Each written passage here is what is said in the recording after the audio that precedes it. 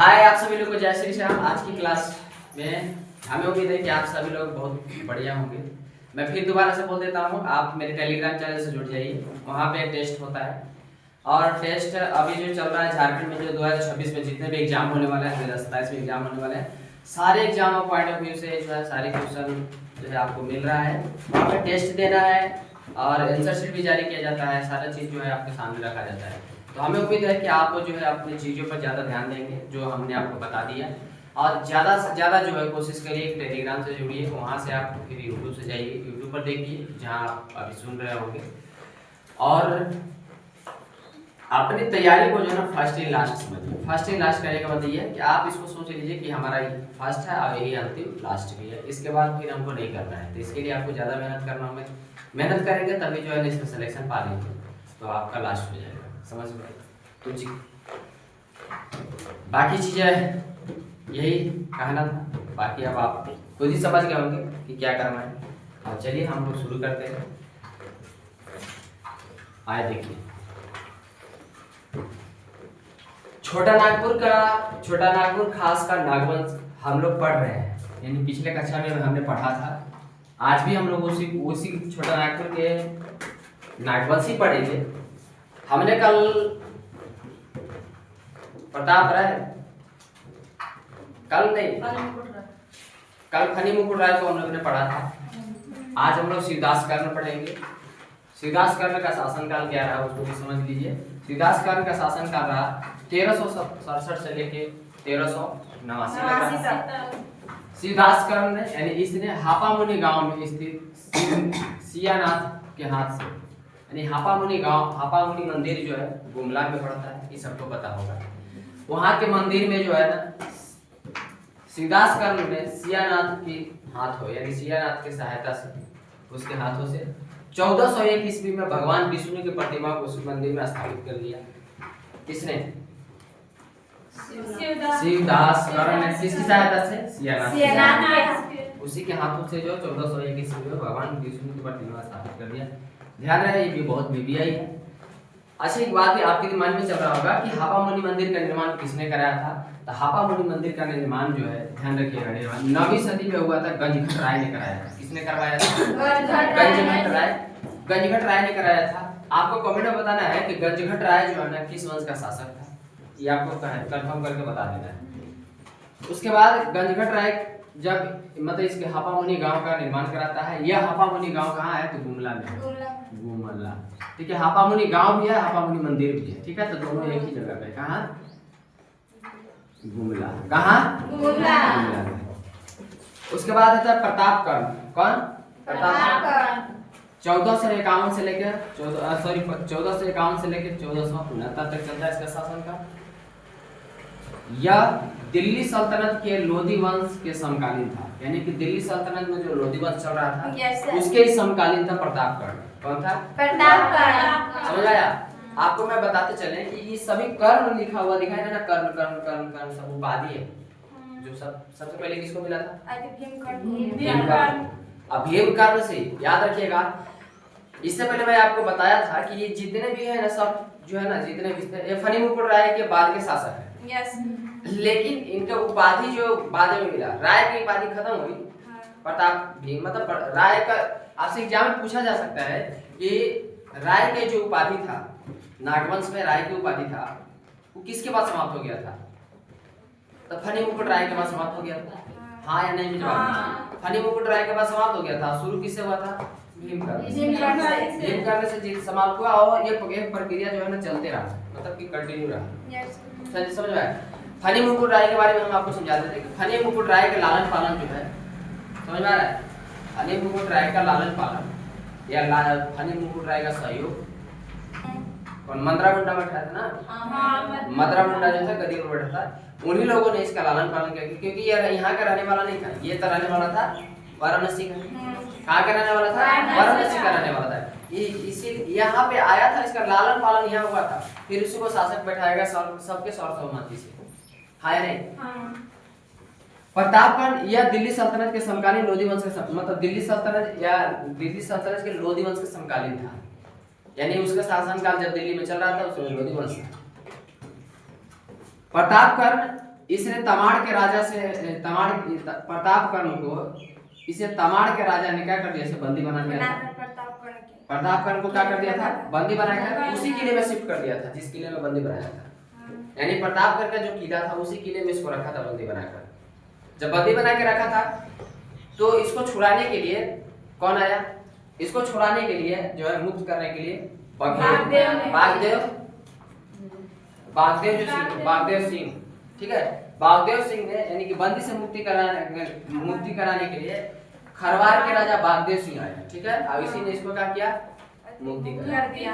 अब इस खुशी में क्या हुआ, इस खुशी में प्रताप कर्ण जो है बागदेव के राजा को एक क्षेत्र दे देता है, क्या में, पुरस्कार में, क्या में, पुरस्कार में एक क्षेत्र दे दिया जाता है। क्या आप लीजिए, आपको ही दे दिया। आपसे एग्जाम पूछा जाएगा कि प्रताप कर्ण ने अपनी मुक्ति के अवसर पर बागदेव को क्या दिया था, एक क्षेत्र दिया था, समझा, एक जगह दे दिया था कि आप इधर वाले क्षेत्र को आप रख लीजिए। अब उसके बाद शासन काल आता है छत्रकर्ण का। छत्रकर्ण, छात्र नहीं, छत्रकर्ण, हाँ छात्र लिखा है ना, तो इसको छत्रकर्ण पढ़िएगा, ठीक है। 1469 से लेकर 1496 तक इसका शासन काल चला था। इसी के समय में विष्णु की मूर्ति कोराम्बे में स्थापित किया था। छत्रकर्ण ने जो है इसने विष्णु की मूर्ति कोराम्बे में स्थापित किया था। कोराम्बे में इसने मंदिर बनवाया। कौन, कोराम्बे जगह है, कोराम्बे अभी माइंड में नहीं है कि कहाँ है, नहीं, कोराम्बे में इसने विष्णु की मूर्ति को स्थापित कराया, समझ में आ रहा है, यानी मंदिर बनवाया। नोट में लिखा है चैतन्य महाप्रभु ने झारखंड में वैष्णव धर्म की जो प्रचार किया, यानी चैतन्य महाप्रभु छत्रकर्ण के शासनकाल में झारखंड में आए। क्यों आए थे, मैं आपको समझा देता हूँ। इसलिए आए थे कि जब यह क्या बोलते हैं, शिवदास कर्ण जो था, जब इसने भगवान विष्णु की मूर्ति जब कोराम्बे में स्थापित कराया, कोराम्बे में स्थापित किया, इससे प्रसन्न होकर चैतन्य महाप्रभु, क्योंकि बंगाल के रहने वाले थे, इनको इसकी बहुत अंदर से खुशी हुई। उस खुशी में ध्यान रखते हुए चैतन्य महाप्रभु ने बंगाल से होते हुए भी कहाँ आए, कोराम्बे आए। कहाँ है, इन्होंने यहाँ पे कुछ दिन तक वेट किया, रहा यहीं पे इंतजार किया। उसके बाद चैतन्य महाप्रभु ने झारखंड में यानी कि यहीं पे वैष्णव धर्म का प्रचार किया। समझ में आ गया, हाँ या नहीं, किस धर्म का प्रचार किए, वैष्णव धर्म का प्रचार इन्होंने किया। उसके बाद अगला शासक आता है रामशाह। कौन आता है, रामशाह। इसका शासन काल होता है 1690 से लेकर 1715 ईस्वी। इसका शासन काल यहाँ तक चलता है। रामशाह इसने नौरतनगढ़ में कपिलनाथ मंदिर का जो है निर्माण कराया। कपिलनाथ मंदिर यानी कि भगवान शिव से संबंधित है, शिव से संबंधित है, ठीक है। तो ये बहुत बड़ा कुछ काम नहीं किया है, काम ये किया था कि इसने नौरतनगढ़ के जो किला था, यानी नौरतनगढ़ जहाँ है जगह, वहाँ पे कपिलनाथ मंदिर का निर्माण करवाया था। इसके पुत्र यानी कि रामशाह के पुत्र का नाम था अलीनाथ। क्या नाम था, अलीनाथ। इसकी शादी रीवा की राजकुमारी से हो गया। इसकी शादी किससे हुआ था, रीवा के राजकुमारी से, रीवा के राजकुमारी से हुआ था। अब रीवा के राजकुमारी से होने का कारण क्या था, रामशाह जो था रीवा के राजकुमार के साथ जो है ना युद्ध किया। समझ में आया, युद्ध किया। उस युद्ध में जो है ना रीवा के राजकुमार जो है हार गया। समझ में आया। तो हारने के बाद रामशाह ने उसके साथ कुछ बहुत बड़ा एक्शन नहीं लिया था, सिंपल सा उसके साथ कुछ प्रस्ताव रखा। प्रस्ताव को एकदम आसान प्रस्ताव रखा उसके साथ, यो नहीं कि उसके साथ लूटपाट किया, कुछ नहीं किया।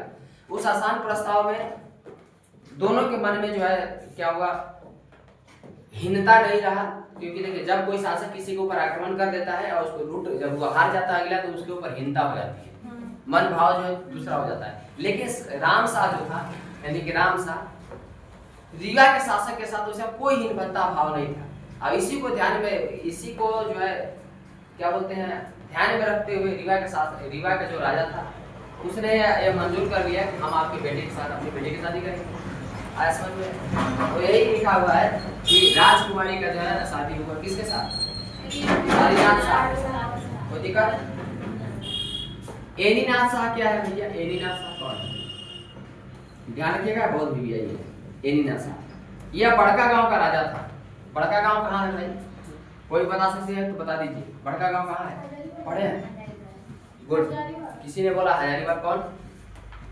आप बोले, थैंक यू, आपको बहुत बहुत धन्यवाद। हजारीबाग में है, हजारीबाग, बाग, हजारीबाग। यानी कि बड़का गांव कहाँ है? हजारीबाग। ये बड़का गांव का राजा था, कौन? एनीनाथ। 1691 ईस्वी में जगन्नाथ मंदिर जो रांची में स्थित है, जिसे हम पहाड़ी मंदिर के नाम से जानते हैं, निर्माण करवाया पहाड़ी मंदिर। यानी कि इसने 1691 ईस्वी में जगन्नाथ मंदिर, बहुत बढ़िया याद रखिएगा, रांची का निर्माण कराया, पहाड़ी मंदिर का निर्माण कराया, जिसे हम पहाड़ी मंदिर कहते हैं। पहाड़ी मंदिर के जगन्नाथ मंदिर कहते हैं। हाँ, तो जगन्नाथ मंदिर अलग है सर, पहाड़ पर स्थित है। नहीं, ये वो अलग है जगन्नाथ मंदिर, होगा अलग होगा, लेकिन पहाड़ी मंदिर जो है ना वो जगन्नाथ मंदिर है, ठीक है। तो उसी मंदिर का जो है जगन्नाथ मंदिर को ही पहाड़ी मंदिर भी कहा जाता है। ये हटिया में स्थित है, सॉरी ये रांची में स्थित है। कहाँ स्थित है? हटिया बाजार की स्थापना जो है किसने कराया था? हटिया बाजार की स्थापना एनीनाथ। इस यहाँ पे कुछ है या नहीं एग्जाम में पूछने वाला सवाल ये है, ये वाला जगन्नाथ मंदिर का निर्माण किसने कराया? यहीं से याद रखिएगा, झारखंड में यहीं से जो है ना पूरी स्थित जगन्नाथ मंदिर जो पूरी उड़ीसा में है, पूरी वहाँ के पूरी स्थित जगन्नाथ मंदिर के जो क्या बोलते हैं रथ यात्रा निकलती है, उसी के तर्ज में यहाँ की रथ यात्रा निकाली जाती है, राइट?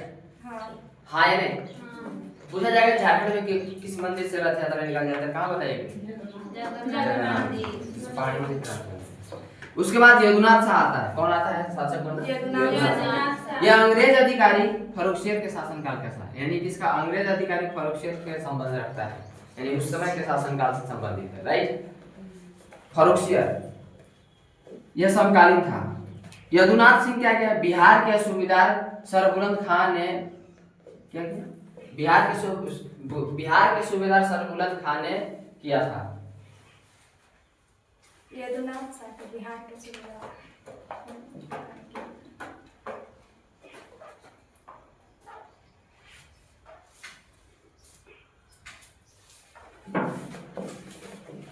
ध्यान रखिएगा, यदुनाथ शाह जो था, यदुनाथ शाह के शासनकाल में बिहार के सूबेदार जो है सरबुलंद खान ने क्या किया? इसके ऊपर आक्रमण किया। किसके ऊपर? यदुनाथ शाह के ऊपर आक्रमण किया। आक्रमण करने के बाद आपको पता होगा कि जितने भी बिहार के सूबेदार रहे मुस्लिम, समझ में आ रहा है? सारे लोगों ने क्या किया? सारे के सारे लोगों ने जो ना जिस शासक के ऊपर आक्रमण किया वो सभी शासकों का क्या हरा दिया।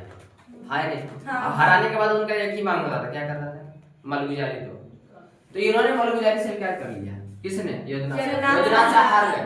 यदुनाथ शाह जब हार गए तो हारने के बाद मलगुजारी कितना मांगे? तो मलगुजारी 1 लाख रुपए देने के लिए तैयार थे। कितना? 1 लाख जो है, 1 लाख रुपए जो है रुपए देना स्वीकार कर लिया।